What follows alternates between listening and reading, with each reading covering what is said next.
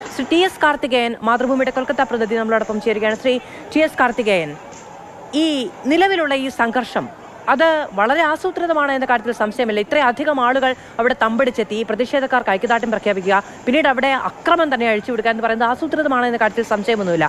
അതിന്റെ ലക്ഷ്യം എന്തായിരിക്കും ശ്രീ ടി എസ് കാർത്തികേയൻ? സ്വാഭാവികമായും ഇത്തരത്തിലുള്ള ഒരു പ്രശ്നം വീട് കിട്ടുമ്പോൾ രാഷ്ട്രീയ കക്ഷികളും മറ്റ് സാമൂഹ്യ സംഘടനകളെല്ലാം തന്നെ പ്രതിഷേധിക്കുക എന്നുള്ളത് സ്വാഭാവികമാണ്. പ്രതിഷേധത്തെ നമ്മൾ ആ രീതിയിൽ തന്നെ കാണേണ്ടതുണ്ട്. അതിന്റെ ഭാഗമായിട്ട് അക്രമമോ മറ്റ് അനിഷ്ട സംഭവങ്ങളോ ഉണ്ടാകാതെ നോക്കേണ്ടത് പ്രതിഷേധക്കാരുടെ ചുമതലയാണെന്ന് പറയാം. പക്ഷെ തീവ്രമായ പ്രതിഷേധം ഉണ്ടാവുക എന്നത് സ്വാഭാവികം മാത്രമാണല്ലോ, അത് ഉണ്ടാവേണ്ടതുമാണ്. അപ്പോ അത് ഏതാനും ദിവസങ്ങൾ വൈകിയാണ് ഇപ്പോൾ പ്രതിഷേധം ശക്തമായ രീതിയിൽ തുടങ്ങിയിരിക്കുന്നതെന്ന് വേണം പറയാൻ. ടി എസ് കാർത്തികേയൻ, പക്ഷേ ഇത് പ്രതിഷേധമാണെങ്കിൽ എന്തിനായിരിക്കാം അവിടെ പ്രതിഷേധക്കാരെ തന്നെ മർദ്ദിച്ചത്? അവിടെ പ്രതിഷേധത്തിലിരുന്ന റെസിഡന്റ് ഡോക്ടർമാരെ അടക്കം ഈ സംഘം മർദ്ദിച്ചു എന്നാണ് അവർ തന്നെ പരാതിപ്പെടുന്നത്.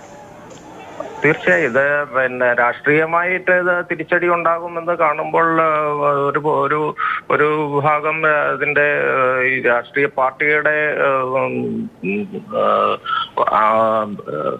ഭാഗമായി പ്രവർത്തിക്കുന്ന അല്ലെങ്കിൽ അതിന്റെ താഴെത്തട്ടിൽ പ്രവർത്തിക്കുന്നവർക്ക് അതിന്റെ ഒരു ചെറുത്തുനിൽപ്പ് എന്നുള്ള നിലയ്ക്ക് തിരിച്ചുള്ള ഒരു രാഷ്ട്രീയമായി ഇതിനെ കൈകാര്യം ചെയ്യുന്ന രീതിയിലുള്ള ഒരു കായികമായി തന്നെ അതിനെ കൈകാര്യം ചെയ്യുന്നതിന്റെ രീതിയിലുള്ള ലക്ഷണങ്ങളാണ് ഇത് കാണുന്നത്. പക്ഷേ അത് സ്വാഭാവികമായിട്ടും അത് ഒട്ടും തന്നെ അത് നമുക്ക് അംഗീകരിക്കാവുന്ന ഒരു കാര്യമല്ല. കാരണം ഇത്തരത്തിലുള്ള ഒരു സംഭവം ഉണ്ടാകുമ്പോൾ ജനങ്ങൾ പ്രതിഷേധിക്കുക എന്നുള്ളത് സ്വാഭാവികമായി നടക്കുന്ന ഒരു കാര്യമാണ്. അതിനെ അടിച്ചമർത്താനോ അല്ലെങ്കിൽ മറ്റ് ഗുണ്ടാസംഘങ്ങളെ വിട്ടുമർദ്ദിച്ച് ഒതുക്കാനോ കഴിയുന്ന ഒരു കാര്യവുമല്ല. അത് ചെയ്യുന്നത് രാഷ്ട്രീയ വിവേകവുമായിരിക്കും. ശരി, വളരെയധികം നന്ദി ശ്രീ ടി എസ് കാർത്തികേയൻ ഞങ്ങളോട് സംസാരിച്ചതിന്.